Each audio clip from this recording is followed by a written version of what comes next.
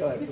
Mr. President, so would you consider to put more sanctions on Russia? Because this discussion is going on now for weeks and months, and you tweeted about it once, but then nothing happened. So Yeah, when I I see the moment when we're not going to make a deal, when this thing won't stop, is there a deadline? if that moment, yeah, it's in my brain, the deadline.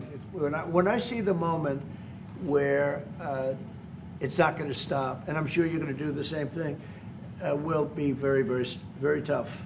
And it could be on both countries, to be honest. You know, it takes two to tango. But we're going to be very tough. Whether it's Russia or anybody else, we're going to be very tough. That's a bloodbath that's going on over there.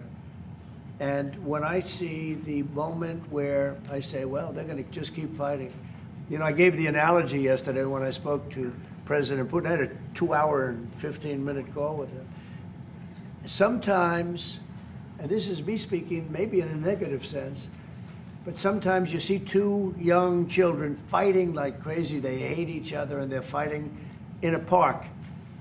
And you try and pull them apart. They don't want to be pulled. Sometimes you're better off letting them fight for a while and then pulling them apart.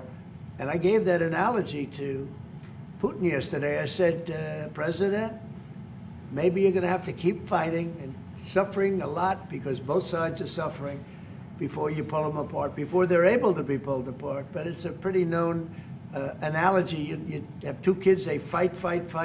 Sometimes you let them fight for a little while. You see it in hockey. You see it in sports.